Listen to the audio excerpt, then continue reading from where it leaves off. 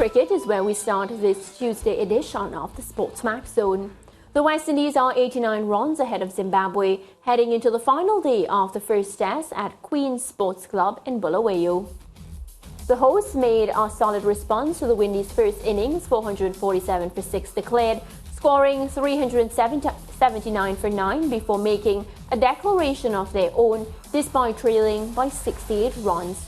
Ex-England opener Gary Ballance top-scored with an unbeaten 137 in his first test for Zimbabwe. Alzarri Joseph was the pick of the Windies bowlers with 3 for 75. At Stumps, West Indies were 21 without loss, with skipper Craig Brathwaite on 11 and Tajer Ryan Chandapal on 10. Well, it's now time to welcome Fazir Mohammed. Good afternoon, Faz. Good afternoon. Good to be on the program once again with the Fresh Prince. I wonder who's going to slap tonight. Wow, you heard that, Faz. He always logs in early. And it's not me. I'm not the one who is doing that. It's the players, or at least one player. All right, we'll leave that alone. All right, yeah, Faz. So let's talk about where we are now. West Indies, of course, leading by 68 runs. Let's talk about the effort first that we saw from Zimbabwe with the bat. Yeah, and I could understand why you would have said trailing first of all, because it felt like a day where the West Indies lost. Because to have 7 wickets down on the stroke of lunch, and then to be thwarted to the extent that Zimbabwe could declare with a deficit because they at least wanted to make an effort of trying to force a result. It was a very deflating day from a West Indies point of view. Yes, that there was that simplest of simple catches dropped by the safest of safe hands for the West Indies and Jason Holder, and that proved very expensive. But overall, it almost seemed that the West Indies just ran out of ideas. I suppose the only other thing to happen was for Joshua De Silva to take off the gloves and pads and have a bowl, because everyone else did. It just seemed to be a session which unfortunately happens too often in West Indies cricket, that we find it so difficult to string consecutive good sessions together. And even if at the end of it all, let's say Chandapal and Brathwaite go on to get hundreds to add to their first innings hundreds, there'll still be that empty feeling about what went on this fourth day. Yeah, what do you think was the cause of that, Faz? Because looking at the game, I wondered if it was a situation where the West Indies became a little too impatient in the field. Should have had that 8th wicket had Jason Holder not put down that catch, had a couple half chances as far as runouts were concerned, and they were unable to convert. But it almost seemed to me like they became impatient, and as you rightly said, also did not know what else to do. Yeah, and that's the thing. I think, which is surprising, because you talk about a Craig Brathwaite, he is the epitome of patience. You'd think that you would understand, and again, far be it from me as just a commentator who's never played the game anywhere close to the highest level, to suggest that, look, bowl to one side of the wicket. You've got someone like Motie who looks as if he wants to get out early on. He wants to play shots, he wants to get going, play the patience game, bowl a number of overs, keep him tight on one side, 6 on the offside, 3 on the on, or vice versa, or whatever it is, and bowl that disciplined line for a number of overs, but at least give yourself that chance, because at that stage, coming into the afternoon session, time really was not a factor, because the West Indies seemed on course for a situation where they could enforce the follow-on.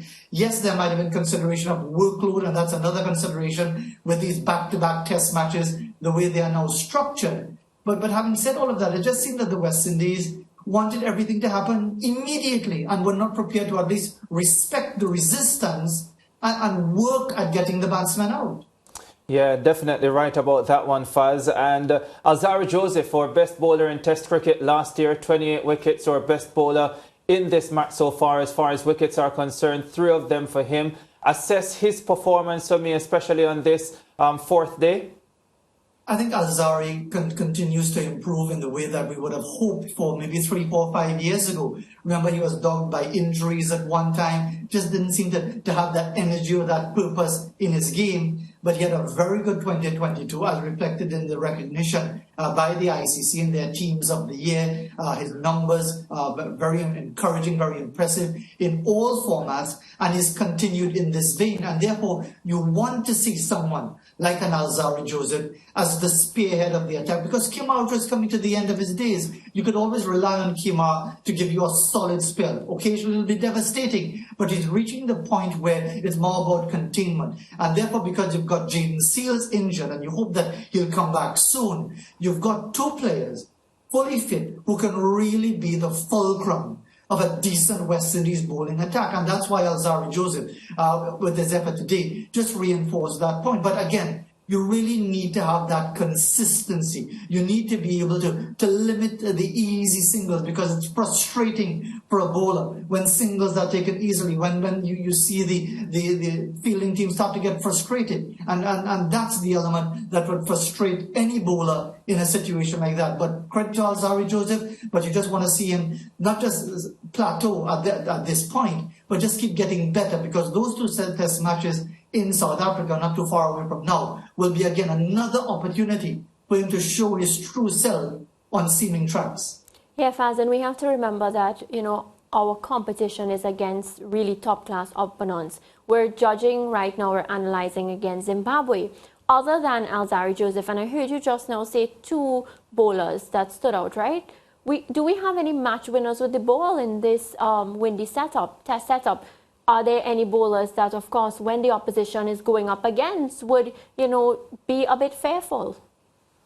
Maybe not fearful so much, but we do have match winners. They are proven match winners, Mariah. The point is the consistency. Jason Holder has had some fantastic spells and tremendous numbers over the last 3 or 4 years. Kemar Roach, we don't need to say too much about him because his numbers speak for itself. I mentioned Alzarri Joseph and even Gudakesh Motie. And it's a disappointing element of the West Indies game for decades. Not now, not within the last 3 years, not this particular iteration of a West Indies team, but for decades, that the West Indies just seem reluctant to really invest a tremendous amount of faith in a frontline spinner and give that spinner an opportunity. And rather than just bringing him on for the over just before lunch or just before tea, give him a good solid spell. And not just that, support him with attacking fields. Give him that opportunity. But again, you had a situation where the impatience was quite obvious. You had everyone having a bowl.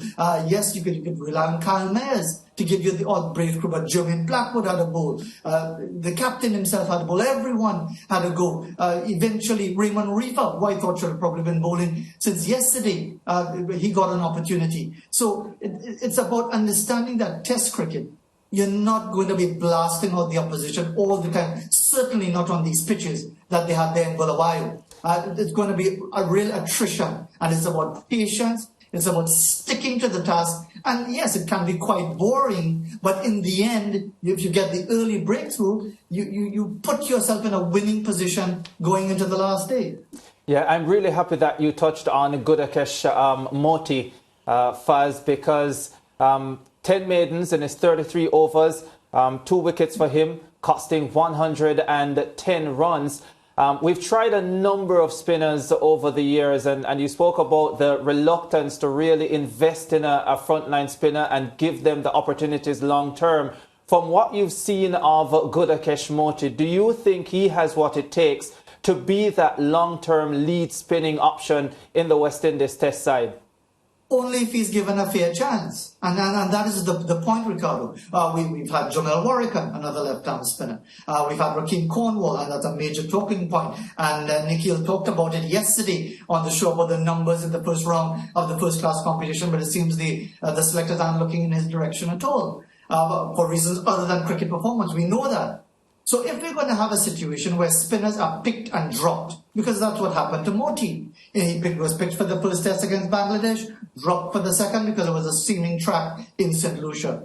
How do you really expect spinners, not just Motie, but any spinner, to really grow and feel that they are part of a setup, that have that confidence that whatever the situation, I'm going to get picked and it's now my duty to deliver? Because now you have a situation, as we've had, as I said, for decades, it's nothing new, where a spinner is picked, if he doesn't win the match for you, he's discarded. and is picked for one match a series, one match a series, one match a series, and then we wonder why our spinners aren't developing. So yes, Gudakesh Motie has the tools, has the raw material, but it's going to get nowhere, as with so many others, if he's not given a fair opportunity to develop those skills at the highest level of the game.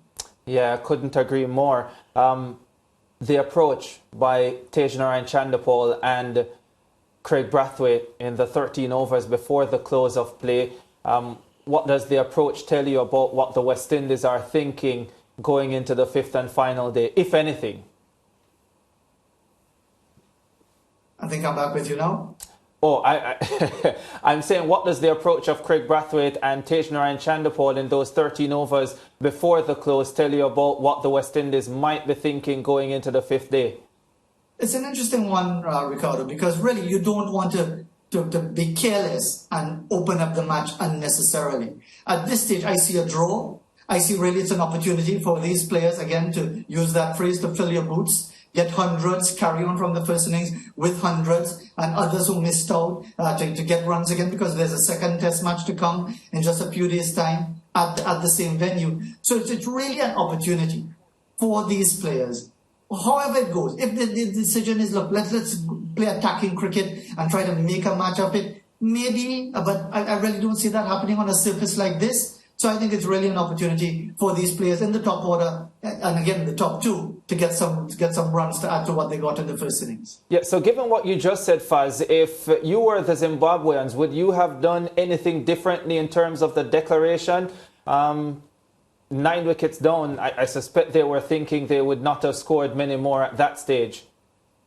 Well, I think what they did, and credit to the Zimbabweans for trying to throw the match open, but their bowling attack is limited. They are missing almost all of their frontline bowling attack for various reasons, but at least they were willing to try something. They've got players limited in ability, limited in experience. Mavuta looks a potential match winner, again, if he's given enough opportunities, but Zimbabwe doesn't get enough opportunities in Test match cricket. So I commend them for what they did in trying to make a match of it, but really, they don't have the resources, the bowling resources, to really scare too many teams. Yeah, definitely commendable based on what they're working with.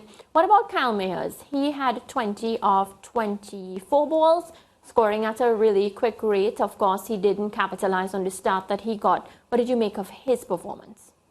I think Kyle Mayers is in a situation where, for example, as happened there, he had to really go at it, because the opening pair gave us a record opening stand, but they scored very slowly over the first couple of days. Time had been lost, so it put him under pressure. It put, of course, Raymond Reefer under pressure as well. So therefore, from the moment they arrived at the crease, they had to play their shots, and credited them for putting the team before themselves and not playing for themselves. And that's important as well. So Kyle Mayers getting 20 of 24 balls is no big deal. He had a couple of sixes as well. It's really when, as we saw against Bangladesh, when he scored that important 100 in that second test in St. Lucia, when the chips are down, when the pressure is on, how you respond to those challenges. And maybe the West Indies won't be in too many pressure situations against Zimbabwe, but it's really important for them to use these opportunities to grow their knowledge base in Test match cricket for the tougher challenges that lie ahead. And that includes Kyle Mayers, of course. After his fabulous start to his Test career, he's really been up and down, more down than up on many occasions. That's why his numbers are very ordinary once again. Yeah, well, Faz, weather permitting, I guess we'll see how the match will end. Of course, rain forecast for the fifth and final day, but hopefully we will be able to get some cricket in and see if the West Indies can push for what clearly at this stage would be an unlikely victory. Indeed, but I think it's really important for the West Indies to show that capacity for Test match cricket, whether it's batting, bowling in the field, and certainly concentrating for long periods. Yeah, thanks very much, Faz. Mariah, agreeing with Faz, you think this one will end in a draw? Yeah, I think so. It's heading that way. But of course, Ricardo, I mean, I just want to give the West Indies the benefit of the doubt. So I'm going to be the optimist here. I may be in a fairy tale, dreamland or whatever, but I can still hope, eh? Yeah, it's a hope. Yeah, I agree with Faz completely. I don't think we're going to win this game. Not from this position. with 1 day to play. And even if we were to get a full day of cricket in, given how the pitch has played for the first 4 days. And when you consider as well, it hasn't been 4 full days. So the surface has not deteriorated in the way you would expect a 4-day pitch too. Yeah, I think it's highly unlikely that we'll be able to push for victory. But yeah, thanks, Faz. That's it for today. I guess we'll chat tomorrow based on the developments coming out of Bulawayo. Sure, take care. All right. We'll go back with more on the SportsMax Zone.